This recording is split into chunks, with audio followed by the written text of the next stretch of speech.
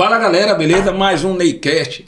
Pessoal, mais um, viu? E dessa vez estou aqui com um especialista em dados, especialista em números, especialista em o que você coloca na tua prateleira que faz sentido ou não, beleza? Estou hoje aqui com Teófanes Porto, especialista em análise de dados para supermercado, e a gente vai bater um papo sobre isso. Antes, roda a vinheta.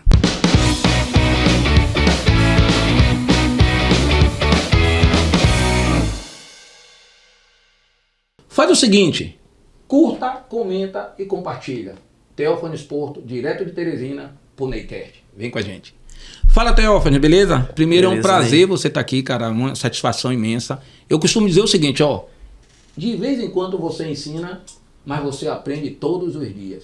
Então, hoje é dia de aprendizado.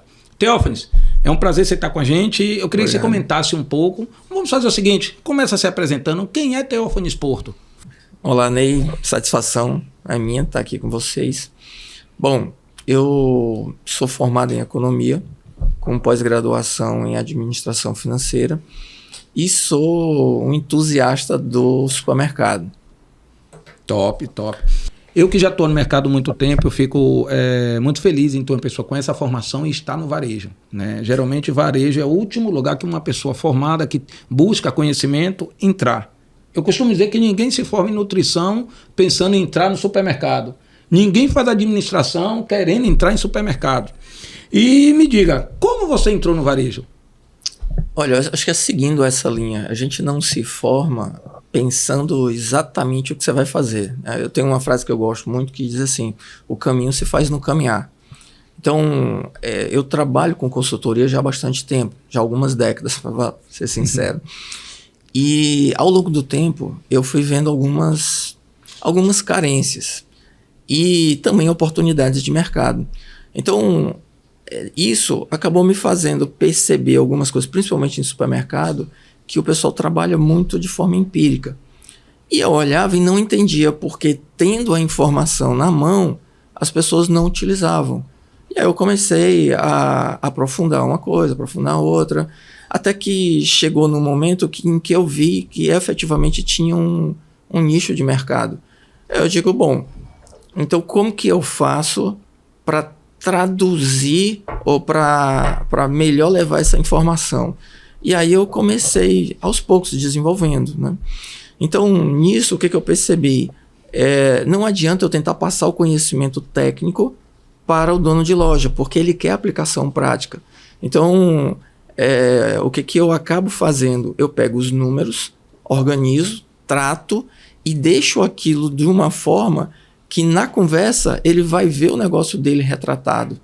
Então, nos últimos, apesar de já fazer isso há bastante tempo, mas a gente vem fazendo isso em parceria já de uns 3 anos para cá, e nesse período, por exemplo, foram mais de 600 análises.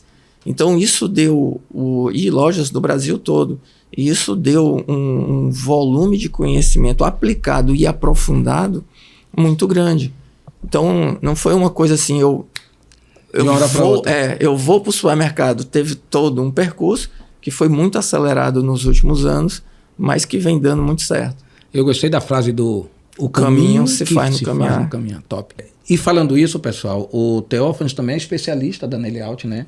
Além de ele ser o próprio dono da Justimix, que é a empresa que ele tem. Hoje, quem faz todas as leituras de todos os mercados é o Teófanes, justamente com o Ney. A gente retrata, na verdade, o que o cliente às vezes não vê e a gente tem uma clareza. Então, a gente simplifica melhor para que o cliente entenda realmente aquilo que ele já tem. Então, hoje, é muito satisfeito com o trabalho que é feito com a Nelayout, com o que a gente entrega ao cliente, porque assim, fica muito claro. E eu, como vim, Teófanes, de operador de CPD também, de supermercado, cara, eu tinha essa carência no mercado. Eu sentia falta disso. Eu sentia falta hoje de falar com o cliente, falar dos números dele.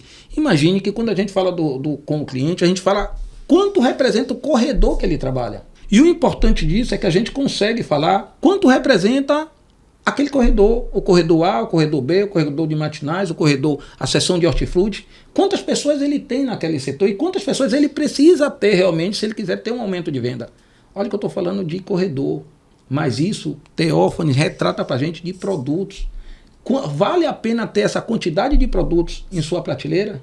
Você está crescendo sua loja, o que você realmente tem que estar crescendo. Então, assim, o Teófanes, junto com os projetos, todos os nossos projetos são baseados em números, todos os nossos layouts hoje são baseados em números. Então, assim, tem uma importância fundamental.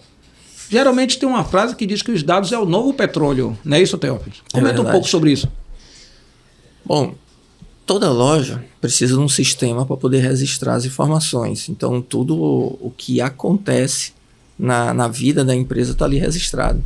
E é um negócio que eu acho interessante, por exemplo, fazendo aqui um comparativo. Quando a pessoa tem um problema de saúde,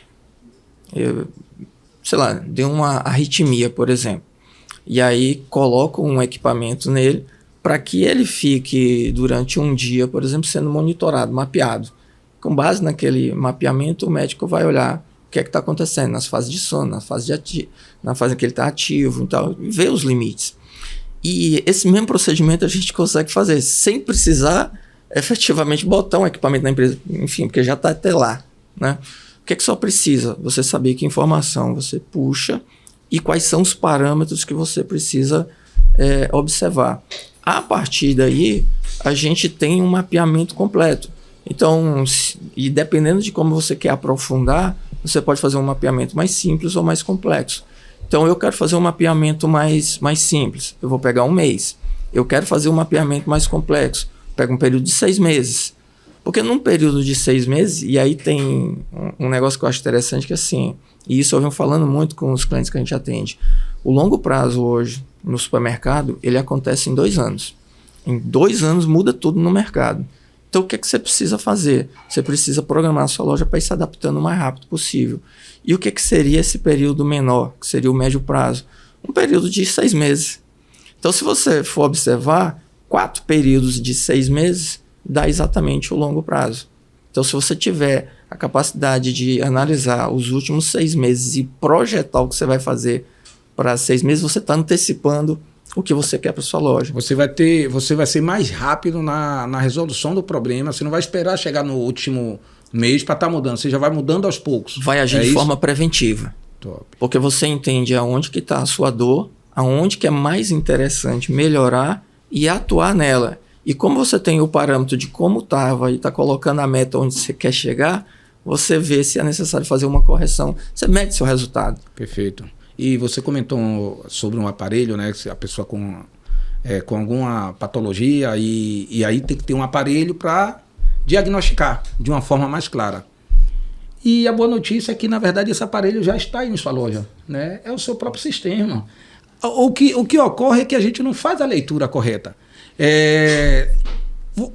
Sai um dado que as pessoas que têm sistema não utilizam 5% da capacidade dele. Né? Então, assim, há o investimento no sistema, na loja, há o investimento, mas não há a leitura que tem que ser feita no sistema para realmente a gente tomar a decisão correta.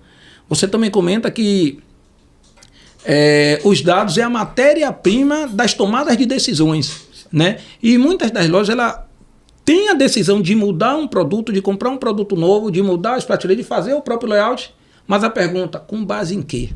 Né?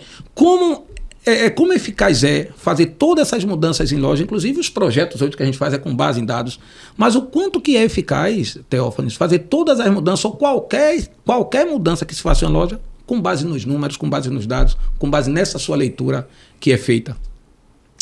Bom, vamos lá. A gente está aqui num bairro meio central em Salvador. Sim. E eu quero me deslocar para ir para o centro de convenções, por exemplo. Como é que eu sei a distância daqui para lá? Eu coloco no GPS, o GPS tem as coordenadas, ele pega a informação de quem está circulando, pega inclusive o trânsito, né, com base nisso, e ele te dá uma estimativa. Além da distância, ele te dá uma estimativa de tempo que você vai percorrer. Então, esse mesmo nível de precisão, você tem registrado. Olha, eu preciso melhorar isso a gente escuta muito nas reuniões. Eu sinto que tem alguma coisa aqui que eu preciso melhorar, mas eu não sei o quê. Beleza, aí você entra lá nas informações, puxa essa informação, agora precisa saber ler o que está ali, e aquilo lhe dá todas as coordenadas. Então, você sai do achismo. Eu até vi hoje de manhã uma publicação de uma estatística, né? Uma estatística de uma pessoa que é da área. E ela falava exatamente isso, né? Se você tem uma decisão baseada em dados, ela é uma decisão. Mas se você toma uma atitude baseada em nada, é achismo. Então, De novo. Se você tem uma decisão baseada em dados, isto sim é uma decisão. Mas se você está simplesmente a decisão e quer fazer de qualquer forma, sem base, isso é achismo. É essa mesmo? exato. Então, no achismo, pode dar certo, como pode dar errado. Perfeito. A mesma coisa vai acontecer quando você toma uma decisão baseada em dados. Só que o seu grau de assertividade É maior. sai de meio a meio e muda total. Você vai aí, dependendo do nível que você analisou, você vai para 80%, 90%, 95%. E quanto aos dados, por exemplo, da questão da pessoa não utilizar nem 5% do sistema, a gente aqui e acolá você atende clientes, por exemplo, que nunca analisaram um relatório de curva ABC, que é o básico, ou nunca nem imprimiram um relatório. E aqueles que imprimem, eles acabam utilizando uma fração dele. Por exemplo, um relatório médio, ele vai ter lá coisa de 100 páginas. O que é que o pessoal faz normalmente? Eles pegam a primeira página, quando muito pega a segunda página, dá uma olhada e tenta decidir toda a operação da loja pelas 2 folhas. Só que aí você imagina, uma loja média tem 5.000 SKUs. Nos 2 primeiros relatórios, no máximo você vai ter 100. Né? Aí você está tentando decidir toda a atuação naqueles produtos que tem um alto giro, ou pelo menos um alto volume de venda, dependendo de como você imprimiu o relatório. Mas você está tentando, com base em 100, decidir o que vai fazer com 5.000. Então, vai funcionando? Às vezes sim, mas na grande maioria você vê muitas oportunidades. E aí eu consigo, fundamentado em dados, mostrar o porquê disso. Quando a gente pega esse período, por exemplo, de 6 meses, a gente observa lá uma loja que movimentou ao todo, vamos arredondar aqui a conta, 10.000 SKUs, ela movimentou nesse período. Vai ter 30% de todo esse mix que ele vai girar muito esporadicamente. Eu estou falando de um período de 6 meses, você vai ter produtos que só vai girar um único mês desse, perdido, tá? Ou vai girar em 2, mas gira muito esporadicamente. Dos 70% que sobra aí, você vai ter de 40% a 50% que vai estar girando todos os meses, só que menos de 7 unidades no mês. Eita. Tá?